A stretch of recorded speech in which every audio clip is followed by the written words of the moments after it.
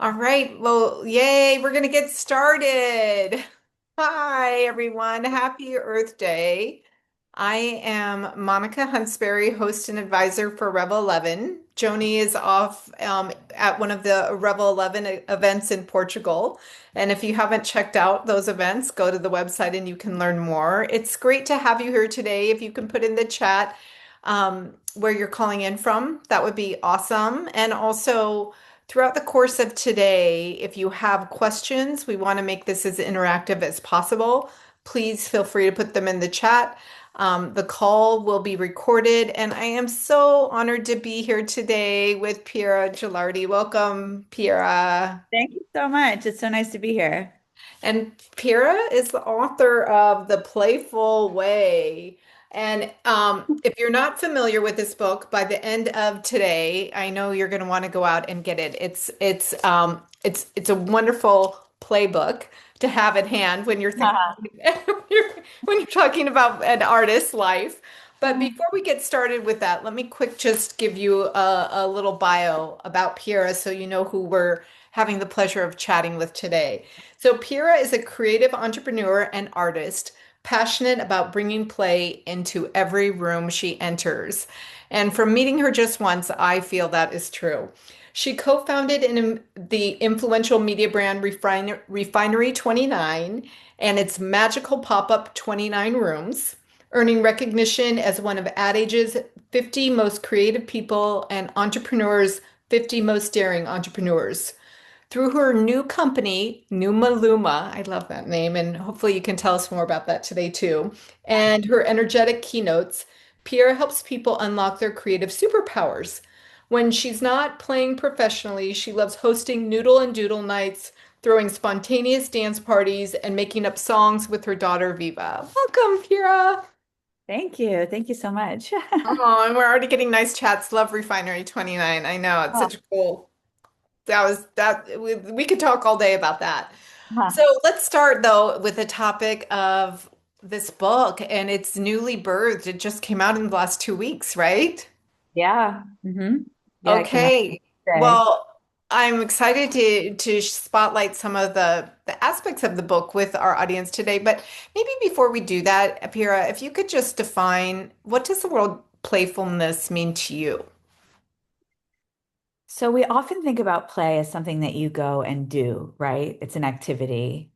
But the way I think of playfulness is a way of seeing the world, a way of moving through the world with curiosity and creativity. So I define being playful as being curiously, creatively, courageously engaged with life. So it's when we approach life with a spirit of what if and, that open-minded wonder and excitement and spirit of adventure that we really reap the benefits of playfulness and the way that it helps us to become more creative, connected, joyful, and alive. And so often it's interesting as you say that because in my mind, I thought of playfulness as a verb, as an activity, but what you're also inviting us to consider is how we embody it as part of a spirit and form of self.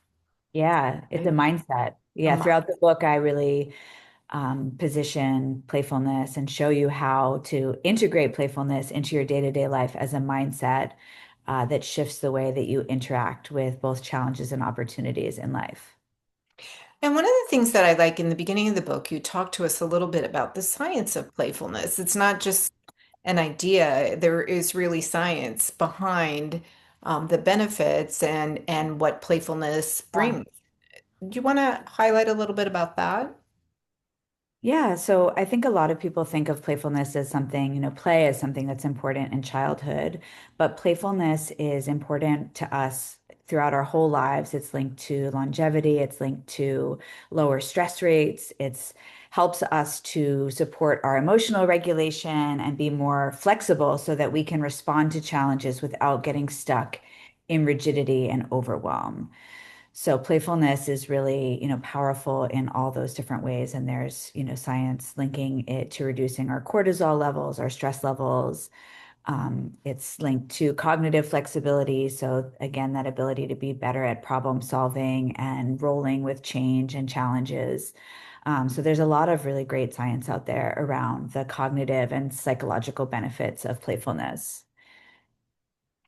I love that. And one of the things you also spoke about is, in today's world where we're so attached to our phones and technology, we've sometimes lost that space that normally would be slanted toward an outlet that was more creative or playful. What have been your observations on that and invitations for people as it relates to technology? Yeah, that's actually what my new company is all about, Numaluma. And in the book, there's a chapter that is all about finding the gold mine in boredom because we have, when we're bored, now we're trained to pick up our phone, right? And we pick up our phone about 200 times a day, and most of that time is filled with, mindless scrolling, a mindless activity. And so in the book, I invite you to reclaim boredom as a space for creativity and imagination. Those micro moments. I saw someone recently, I saw a really amazing quote that someone said, those micro moments are like the cracks in the cement, and when we plant seeds in them, wildflowers can grow. There's so many of those micro moments in the day, right? 200 times a day. What would happen if we used even a small fraction of those for creativity, playfulness? How much would our creativity and our imagination and our sense of possibility grow? So yeah, my new company, Numaluma, is we just put our app in the App Store for early access this past week. I invite everyone to download it. It's free right now. But the idea of it is to replace some of those times of the day when you pick up your phone to mindlessly scroll and instead give you a creative play prompt that takes 1 to 3 minutes, that doesn't require skills. It really is meant to be something that is fun, that's low stakes and that helps you to build those play muscles in those small moments so that they just grow and grow and they can grow into a bigger sense of possibility in your life. Oh, wow. I can't wait to check out Numaluma, the app. And maybe, Yeah. Kendra, if you can put that in the chat, that would be helpful so people can see it. And we'll also make sure to put that in the follow-up. I do want to talk, and I know we're a little bit all over the map, but that's okay because we're being playful right now. So I want to dive into that. But I also am curious, for those of you who are listening in, I mean, can you think about when you were young, prior to phones, and if you had free time? What did you do with it? I am just curious if you were, whether it was you were waiting at a doctor's office or waiting for a friend after school or waiting for dinner. Like, I'm so curious to know, like, how people spent their time prior to phones, because I think it's also a good way for us to pause and compare, like, what's happening today and what's happening then. Yeah. I love seeing this outside or reading, writing, all creativity. I mean, time and nature, that's such a big part of creativity, right? Absolutely. Yeah. Honing our skills, I think one small thing that we can do, honestly, is like if you're waiting in line, can you challenge yourself to take even 2 minutes to not look at your phone and see what you notice in the room around you? Like how many things can you notice about the people, the scenery, the decor, noticing is such a small act that is at the core of so much creativity, right? Like the best writers, what are they great at? They notice the details about people and the world and they're able to describe them. Scientific breakthroughs come from noticing. So much richness comes from observing and noticing the world around us, and that gets really replaced in our screen-centric world where we're just consuming and we're not taking the time to actually hone those powers. So I think that's one really small act. And in the book, the practice that I recommend is called the Wonder Wander. So it's a practice of tuning our frequency to the frequency of wonder and noticing. And, when you're on a commute or on a walk, just committing to putting your phone in your pocket and looking around you and seeing how much you can notice. And you can give yourself a fun prompt. You can say, today I'm looking for the color blue, and you see how much blue you can find. You could give yourself a prompt to look for a certain pattern or certain shape. But it's really all about just taking that conscious moment to actually observe the world around you and come into deeper engagement with what you see. I love that. And I love how clever you were with so many awesome naming conventions that can help us to think about it like Wonder Wander. And someone mentioned the pink flamingo. We can talk about that in a second. But I just want to acknowledge the chat. I thank you for contributing, everyone. And I love seeing things like playing outside, doodling, joining singing competitions. How awesome is that, Daphne? Like, Amazing. building forts, like, even just hearing those things, I get goosebumps. I'm like, oh, that it's just the energy is so much different than just scrolling, right? Yeah. So that's such a beautiful invitation. Mhm. So speaking of naming conventions, one of the things you do early on in the book that I really like is you identify 8 powers of play and really suggest some archetypes that we Yeah. might recognize ourselves in, and it's one or more. I'm curious, how have readers been responding to that, and what might you want to share about these powers of play? Yeah. So often adults tell me I'm not playful. And at this point, I never believe anyone. I say that I don't believe you. I'm going to find out how you're playful because play is innate. It's innate to our species. And we might have lost touch with it, in the path to adulthood, but most people still have these playful qualities. And so what I realized was that a lot of people associate playfulness with one archetype in particular, which is the joyful jester. So that's someone who brings silliness, levity, and humor into the day to day. And that's a very important, wonderful, power of play, but it's only one power of play. And so because so many people, identify playfulness just with that one quality, they think they're not playful. So in the book, I identify these 8 powers of play.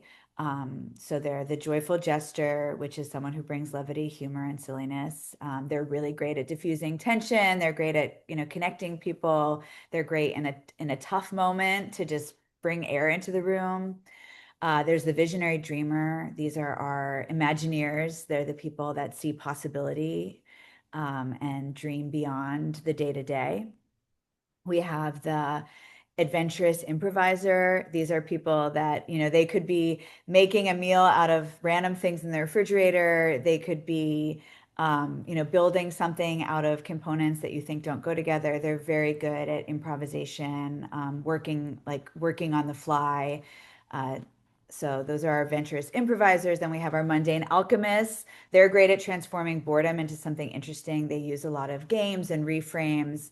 Um, they make the day to day just sing. We have our movers and shakers. They use their bodies as a form of play. So maybe they love dancing or they're people that they're gesticulating, but they use their bodies to express themselves and as a conduit to aliveness.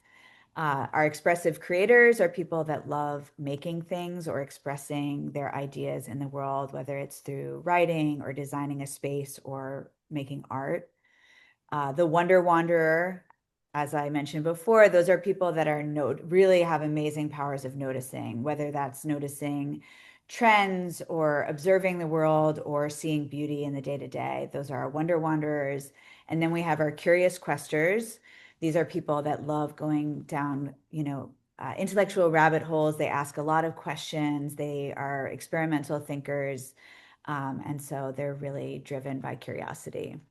So those are our 8 archetypes, and I put them together through a mix of research from the National Institute of Play, from this researcher Renee Proyer, who researched a lot about playful adults, and then through doing tons and tons of play workshops during the pandemic with thousands of people around the world, I put together these 8 powers of play. So there might be one that you really connect with, but most of us are a mix of different ones, and we show up differently, right? Like at work you might be more of a curious quester. You might feel more comfortable sort of in that intellectual curiosity realm, but maybe you're more of a joyful jester with your best friend who just makes you laugh, but you wouldn't necessarily be that way in the workplace. So it there some of them are circumstantial, how we show up with certain people in our lives, but we each have a different unique mix of these. I like that there's not just one category that you can kind of shift depending on, the vibe of where you happen to be at any Yeah. moment in time or different periods in your life, right? And different things you're doing. But I also like that what you do is use those archetypes as an invitation for people to kind of reframe that self-talk of I'm not playful to understanding, oh yeah, this is how I show up. I am playful. I believe last time we spoke, you said you were already getting lots of comments from readers about the archetypes. So I'm curious about what people have been saying. Yeah. Well, a lot of people are saying exactly what you're saying, that they, didn't necessarily see themselves as playful, and this is giving them new language or a new framework to see themselves. Some people are saying they're recognizing other people in their lives in these categories, and it's giving them language to appreciate the way that, you know, their sister is such a mundane alchemist and is always making these boring tasks fun. And so part of it is like finding the language to appreciate ourselves, appreciate other people, and also recognizing in within each of these, each chapter is tied to one of these powers of play, and I have a practice to help you build it. So I'm also hearing from readers who say, I actually really want to build my joyful gesture powers. Like I want to have more levity in my life. And so they're enjoying kind of getting these micro practices to be able to build that muscle and bring more of that quality into their day-to-day life. Oh, I love that. And I'm curious for those of you who identified with one of them as Piera was talking, feel free to put it in the chat. I'd love to hear Yeah, I who would we love have to in hear our that. audience, if we've got some joyful gestures, or I identify a lot with the creative, expressive, and Yeah. curious, Piera, which one do you probably identify with all of them, but I'm curious if there are any that pop up for you immediately.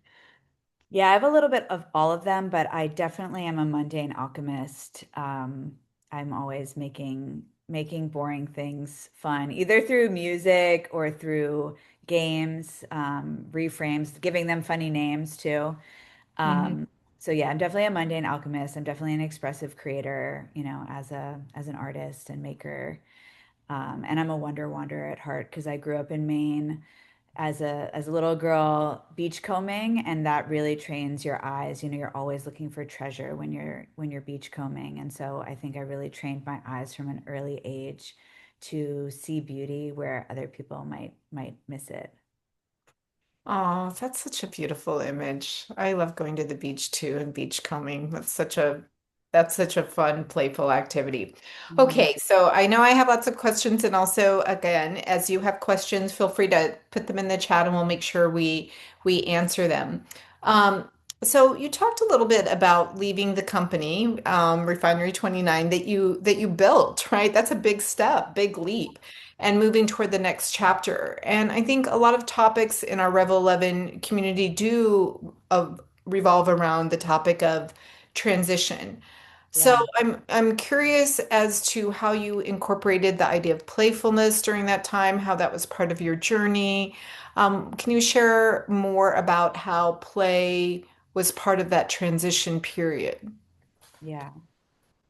So, playfulness has been a thread throughout my life and throughout my career. But when I was leaving Refinery, we sold to Vice in 2019, and then I stayed on for 2 years in the transition. But when I was leaving, it was such a big identity shift for me. I had been building this for 15 years. People introduced me as Piera from Refinery 29, like it was my full legal name.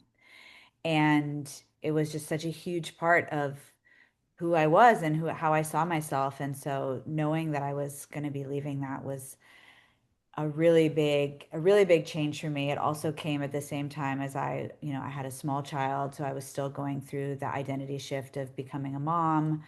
And we were still in the pandemic, so it was also just that huge life change of, I had this big, busy life with Refinery. Like my daughter's first year, I went on 30 work trips, which Goodness. we could talk about that separately. That was great, but I had this very vibrant very busy life, and then, was like the pandemic. And so all these changes were happening. And, as my time at Refinery was coming to a close, I didn't know what I wanted to do next. I was very tired, from, 15 years of like that intensity. But I knew I'm not someone that sits still very well, and I don't actually learn a lot from sitting still.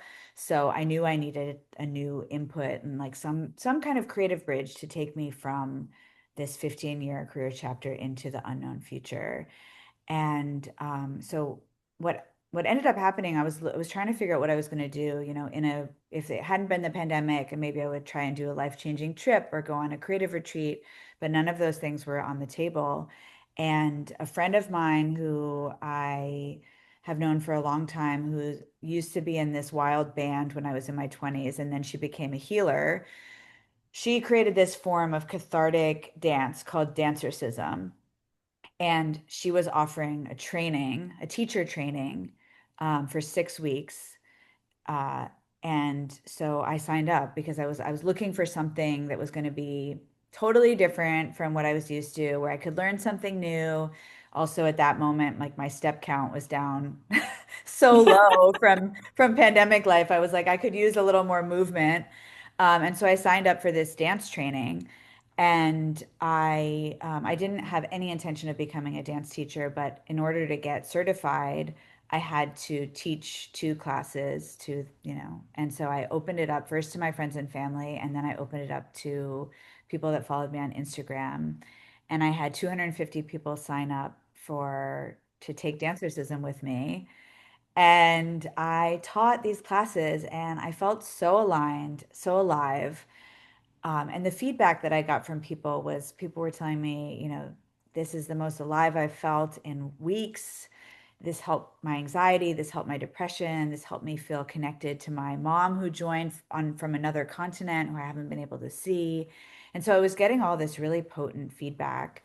And I ended up teaching as a gift of joy, for free, 3 times a week for about 9 months, these dance classes.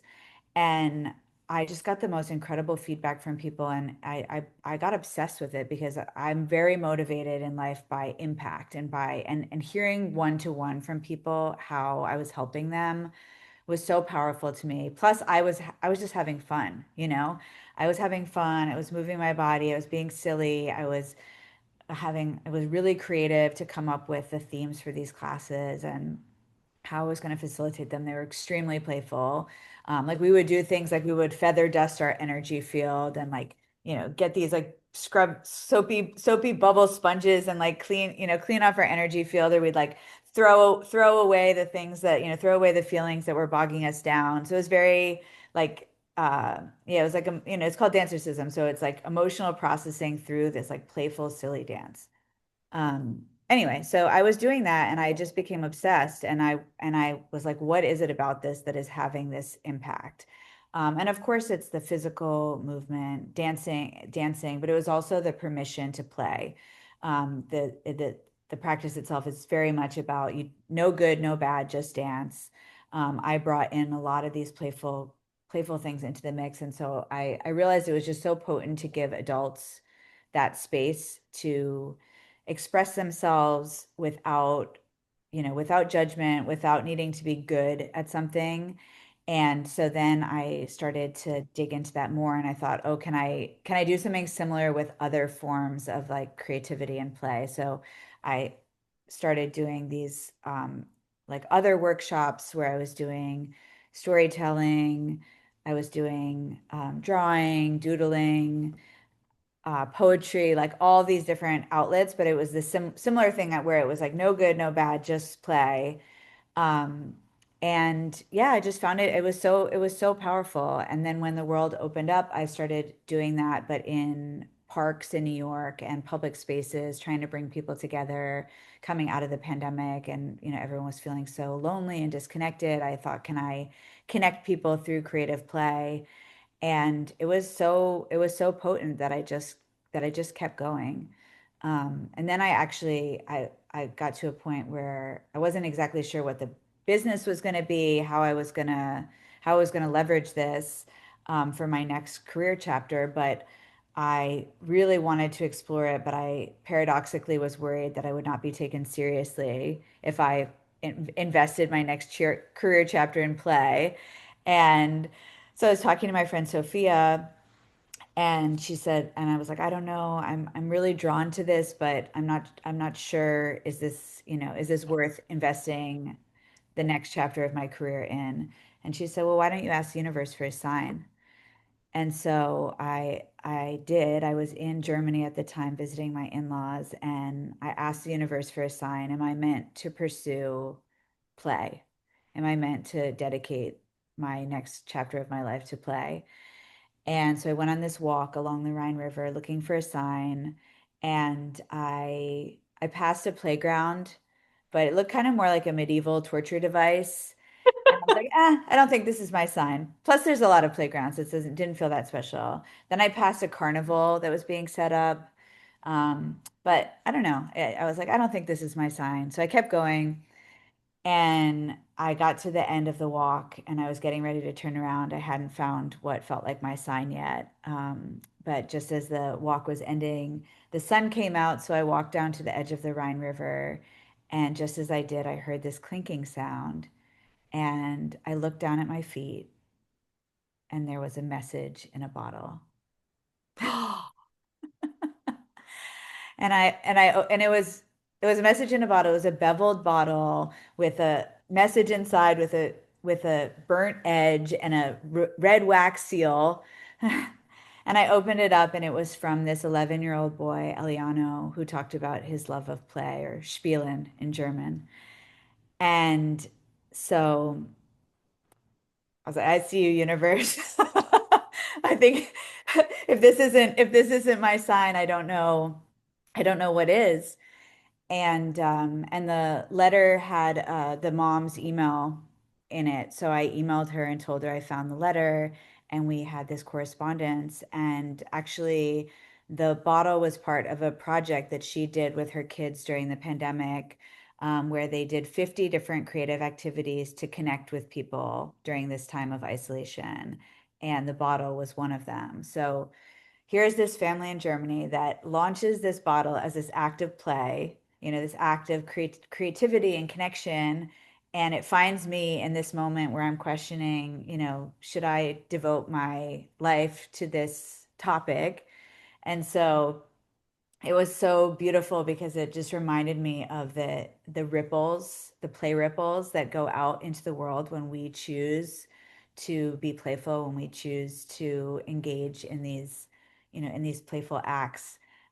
It ripples out and it impacts people in ways that we won't ever fully know. So that is how I got here, the long version. Well, we could just stop right there and everybody would have taken away something huge today. I love what people are saying in the chat. Like you have a direct link to the universe. I think that was a billboard, not just a sign. Divine. Definitely a billboard.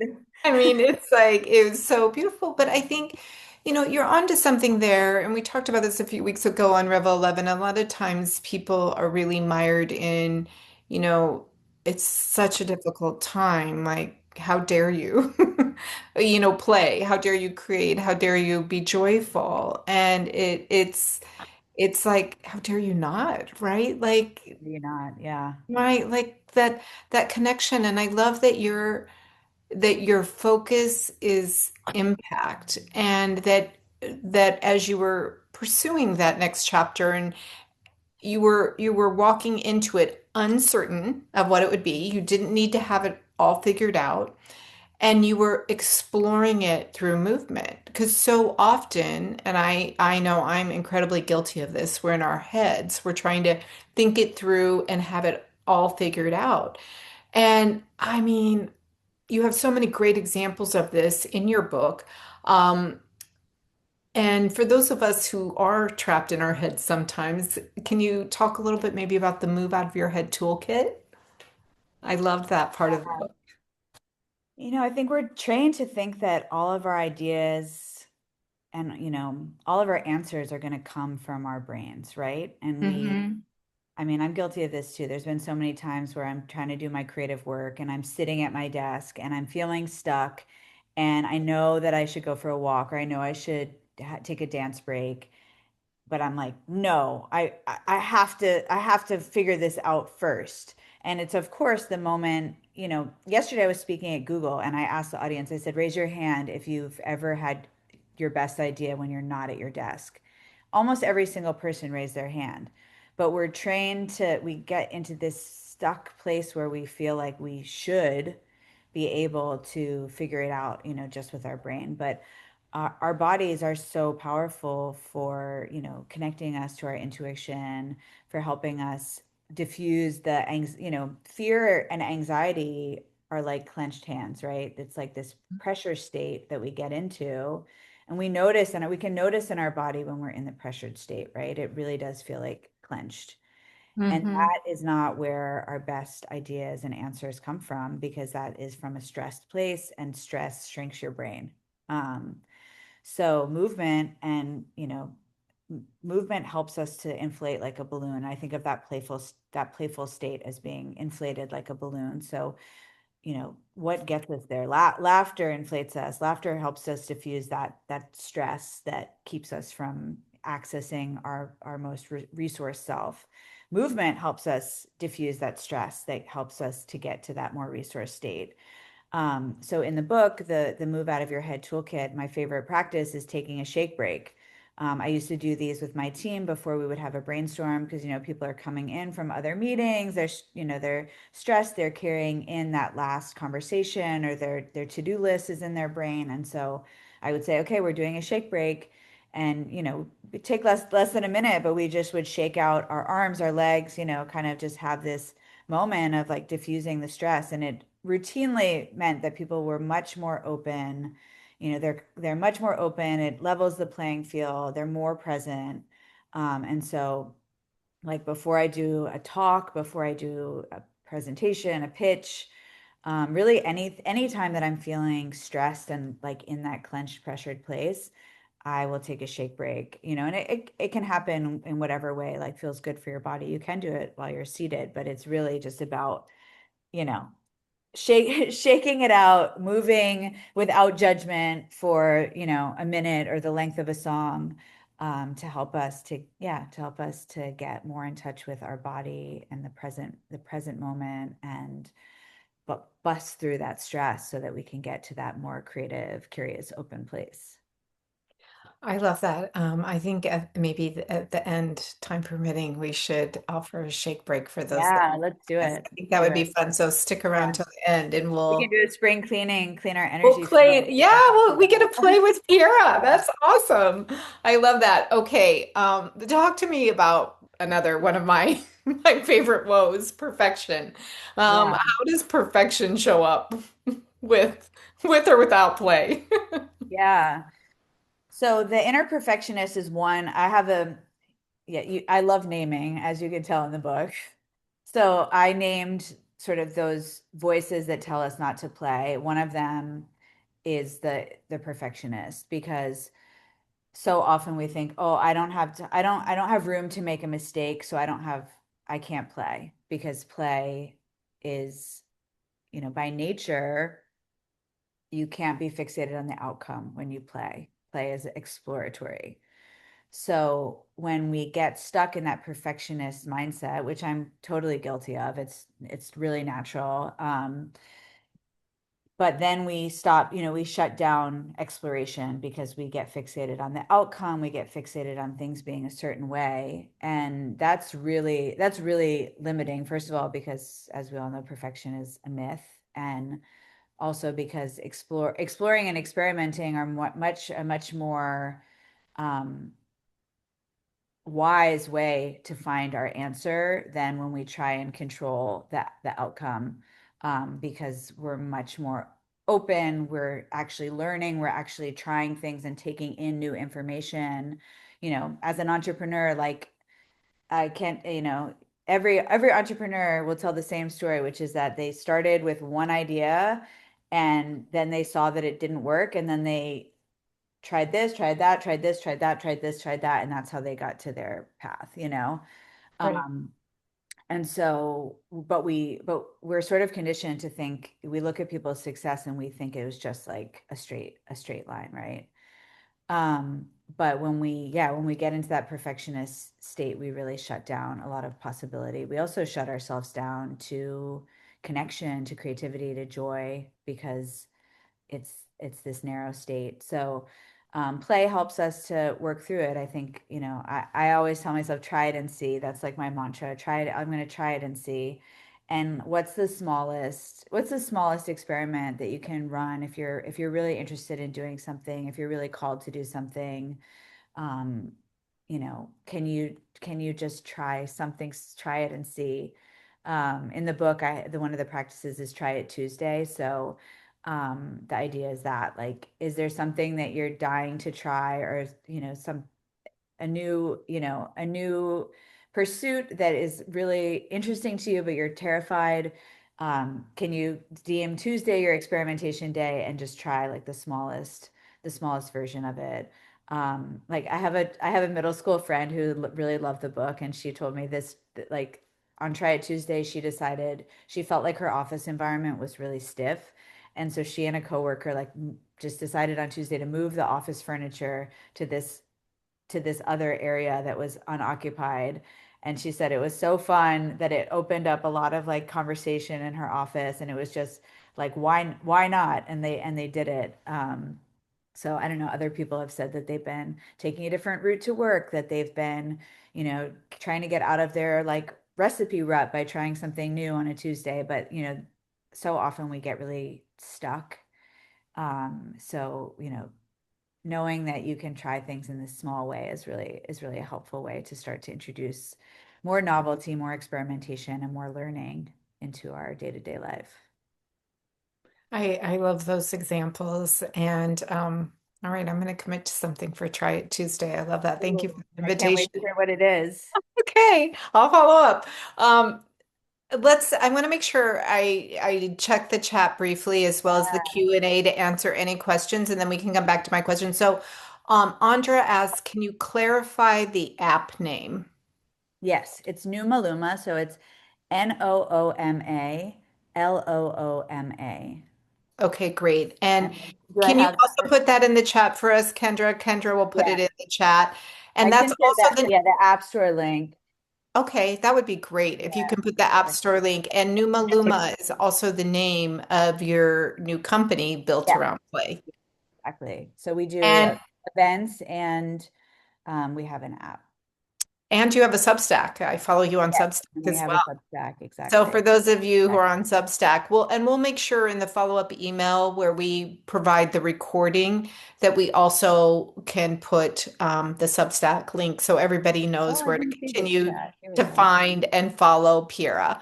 Um, okay, Jyoti, I love leveraging neuroscience basics to win over cynics. Also, connecting the activity to the team or team goals works great. Thank you. Anything else you might want to add to that, Piera? Yeah, well, I think in the workplace, yeah, I've been doing a bunch of workshops for companies, and I think the workplace is somewhere where we're really trained not to play for a lot of reasons, right? And it's also the paradox is that play requires psychological safety, because we think of play as this frivolous thing, but it is so courageous because it requires us to be vulnerable. It requires us to show our true selves in probably the biggest way of anything. And so in the workplace, we often don't feel we have the psychological safety to play. And play builds psychological safety. So the more we play in the workplace, the more we can create that trust with our coworkers, which, does lead to better collaboration, better work. So what I try and do is teach teams how to play in these small micro ways so that they can build those play muscles over time. And I try and help them to see which of the powers of play the team members already have, so they can lean into those and leverage those, to create a more playful environment. But like, a lot of these exercises are great to do with your team, right? Like starting a meeting with a shake break, telling your team you're going to do Try It Tuesday, and find out what everyone, wants to try. on, what are you going to try this Tuesday? Like maybe it's a new approach to problem solving. Maybe it's doing something different at your lunch break. Maybe it's taking a meeting, walking. There's so much opportunity to integrate it. Like I was speaking at Salesforce, and their team started a Slack channel that's all about. I have this term in the book called plork. It's when play and work are one. It's plork. So it's like when you integrate these little moments of play into your day to day. So they have like a plork Slack channel where team members kind of float different ideas of how can we turn this boring budget meeting, how can we gamify it? How can we, make these routine tasks like what's the soundtrack to our budget meeting? So there's a lot of like fun little ways that we can integrate these things into our day to day with our teams, with our families, with our, friends, to just add more joy and aliveness into the fabric of our lives. And like you were saying, it's like we are in this really, this time that feels so heavy. It feels like there's so many insurmountable problems. And so we don't feel like we have the permission sometimes to play. But being playful is so, so, so, so important. We can't solve these problems without being playful. If you shut down your imagination, like how are you supposed to stay open to possibility and to finding new solutions? If you're not if you're not curious, how are you going to find an answer? How are you going to connect with what's really going on in a situation? If you're completely out of touch with your powers of observation, like how do we engage with the world around us? How do we actually see each other? So these qualities are really the most like core human qualities that we need to cultivate, but we are rapidly losing because of the way that our culture and our society are currently structured in this pressured way. The core framework of the book is this idea that in any situation you can approach something from the pressured place, and that pressured place is seeing a problem, a challenge, or another person as this adversary where you're fighting against. And the playful way is when we see a person, a challenge, life as a collaborator that we're working with. And so that's why I see this playfulness as something that is so important and core to building a more like loving and caring and curious and creative society. Because it is about putting our arms around like each other in life, versus fighting against, you know, each other and life. That is really a beautiful expression and summary of the gift that we can find in playfulness and the invitation to explore the concepts in the book. Um, I want to also just go back to the questions briefly. Heather, I think you touched on this. And well, first of all, I want to say how awesome for you that you're seeing the impact of your work in organizations like, Salesforce creating a Slack channel called Plock is no small feat, and Google and, all these companies where you might think, oh, these successful companies already have so much imagination. But, it's wonderful that leaders are understanding the need for play and the need to engage employees and also the need to allow people to be human and to express themselves. So I'm so glad you're speaking to these important companies who are making changes for many of us. So thank you for that. And Heather touched on it briefly. So it's one thing if you're coming to the office to help, but it's another thing if you're the individual like Heather, who's what she says is, I found when trying to introduce fun or play into a meeting, it's perfectionist, driver-oriented members of the team that get somewhat resistant. Any recommendation for bringing anti-play personas, I love that, along on the journey? Yeah, so in the book, I have the anti-play posse. I describe the different voices, like the responsible adult, the cool police, they're the one, that's the person that doesn't want you to be cringe or stand out or embarrass yourself. So I have these different anti-play posse voices. And then I also have retorts. But the retorts are actually, it's funny, when I first wrote them really sassy, but then I realized like actually the anti-play posse, it's all rooted in protecting us in some way, right? Like the cool police, their goal is to keep us from getting rejected, right? And from being cast out of, society, which, is like we have a core human need to belong. So that's their fear. So I tried to write them in a way where it's acknowledges like the core fear, but then debunks it with some science. So, like I think a perfectionist or like goal-oriented member, you might have to say like, look, I hear you. We have these goals, we have these metrics we need to meet. And, the best innovation, the best ideas come from experimentation. And so I want to introduce this portion of the meeting where we're putting away, those editor voices, and we're just giving people space for 5 minutes to throw out weird ideas. I think it's also sometimes like putting a little bit of like a making into like a little bit of a magic circle within the larger environment, and saying like, look, we're only doing it for this small amount of time and this is what it's going to provide. So let's try it.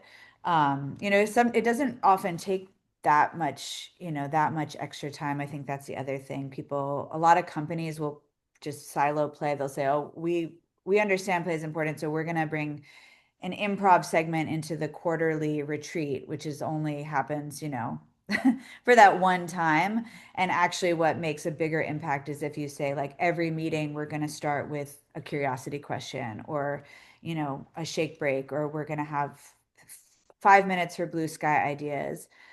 So I think that, I also recommend for people to kind of find the wiggle room. You might not, maybe you're not in a work environment that is super receptive to play. Maybe there's a lot of those anti-play posse voices. And so, maybe it's starting with the people in your workplace that you already have a bit of that rapport with, and you're working it into those places first and growing from there. Or maybe it's, talking to the anti-play posse and just coming with a bit of um, yeah, a bit of like facts, and saying like we're gonna do it in this small contained space, and this is the goal, and this is why it's like proven to work. So let's try it. Um, I don't know if that helps. Yes, I agree with what you said, and also what you alluded to is, finding out who your allies are. So if you're going to introduce something in the meeting, get an ally or two before the meeting Yeah. and let them know, hey, I'm going to introduce this. Can I count on you to support me? You can also, I mean, it's silly little stuff too, but you could do stuff too, like, bring everybody a slinky to the meeting and watch them play with the slinky during the meeting, or something they can do with their hands, because most people are going to grab onto that and do something with their hands if it's in front of them, or a little doodle pad, right, with a Yeah. fun colored pen, and say, hey, during today's meeting, you're invited to doodle. So you can do different levels of intensity depending on how you want to introduce it. But I like that, making it about a pocket of time, going small. It doesn't have to be immediate change, but I think you have so many examples, Piera, with this. I love that, your book is founded on, thousands and thousands of different play dates and hours and activities, where you have this learned data, which is very real, and you've incorporated into, bite-sized, easy to consume um, ways for us to reflect, and invitations for us to connect to our play and to each other through play. And it's just really beautiful. And I really want to congratulate you on the book. It's going to continue to change so many lives. And I want to allow time for questions and a shake break. So again, I just want to put it up here, The Playful Way. I really encourage everyone to get and give copies. It's a beautiful, beautiful invitation. And I really concur with what we talked about earlier. I think something that we absolutely need right now. And I think the last thing I would say is if anybody's ever gone to a museum and looked at works from, the 15, 16, 1700s, right? You look at that and you think, how did they do that, right? But there was that imagination and playfulness, and it from the beginning of time, our world has been built on that idea of play, imagination, art, all the concepts that Yeah. you introduce and remind us of. Yeah, absolutely.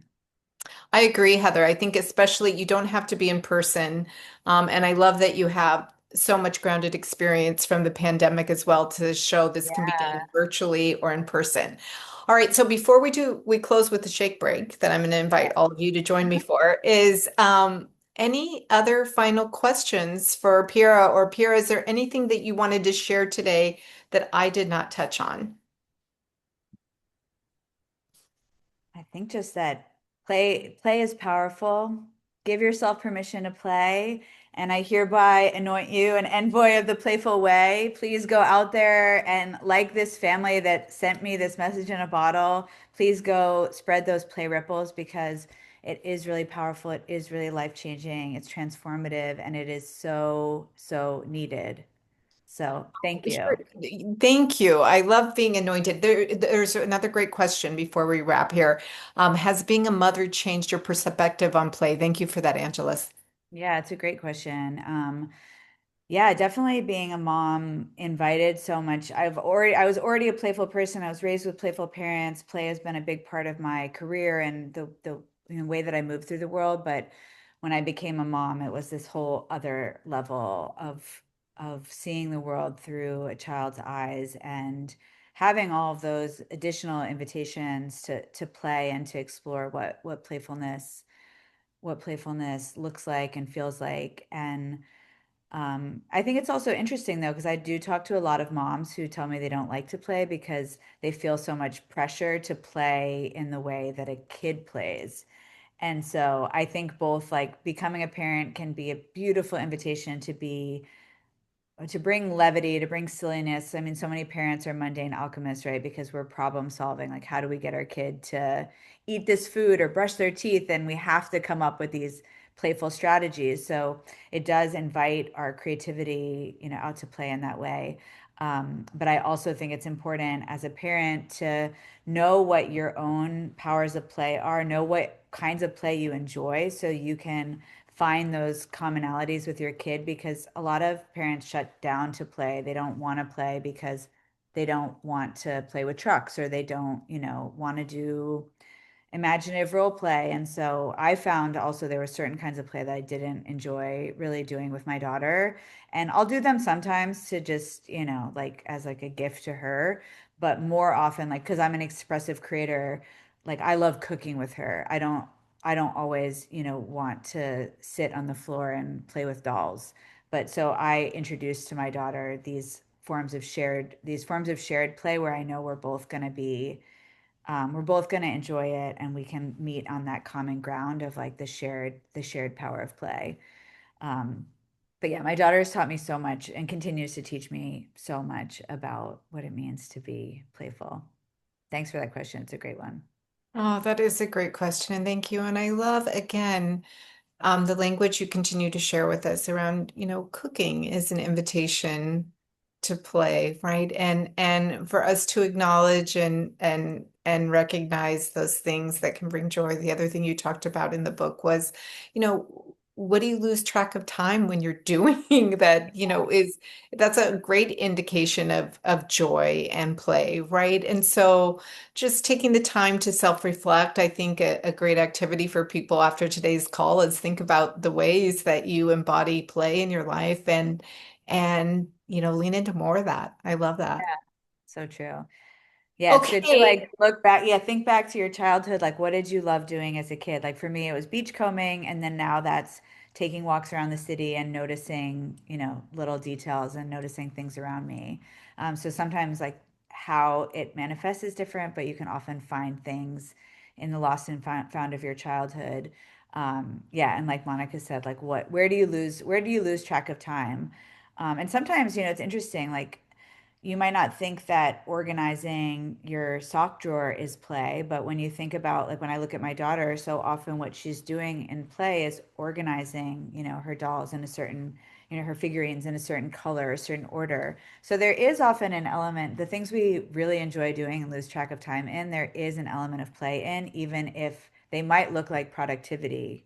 If you don't enjoy organizing your sock drawer, then that's not play to you. But for some people, it really is like very satisfying, like get into complete flow with it. So just, look at your life without judgment and notice where you're in a play state. Yes, and you talked about fashion as well, and I just have to compliment you on that gorgeous blazer. I love the Thank colors, you. that violet. I've been very consciously trying to match the cover of the book I as love much as it. humanly possible. I love it. Well, it's gorgeous. You look great, and it's good to have you Yeah. here. Okay, do we have time for just a really quick shake break? Yeah, let's do a spring cleaning. Let me put a song on though, because it's weird to Okay. do a shake break with no music. So let me put I It don't know if I may have or time may to share not with let you. us hear it with Zoom. I'm not sure how that works. Let's see if you can hear it if I do it like this. I hope you guys stay with Can us. you hear it? Do you hear that? Okay. Yes. Okay, we're gonna do a little shake break. It's spring cleaning. So we're gonna take a better dose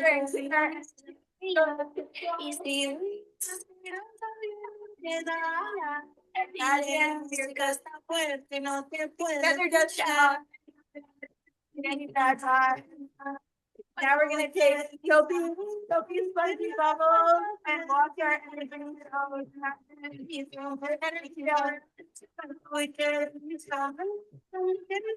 Now we're gonna brush off our shoulders.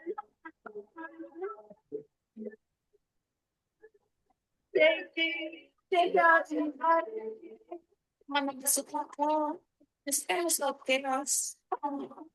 and take your shoulders.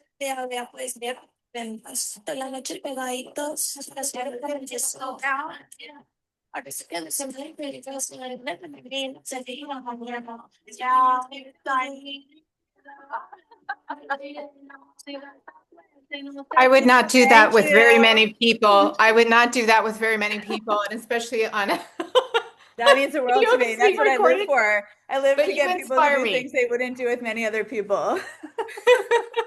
But you inspire me. Thank you so much. I loved having Thank you here and you. getting to know you. I love your book. Thank Kendra you. put in the link, lots of ways to follow Piera, and I really encourage everyone to do so. Thank you again. Thank you so much, everyone. It was really fun. Thanks for playing. High Yeah, happy five. birthday.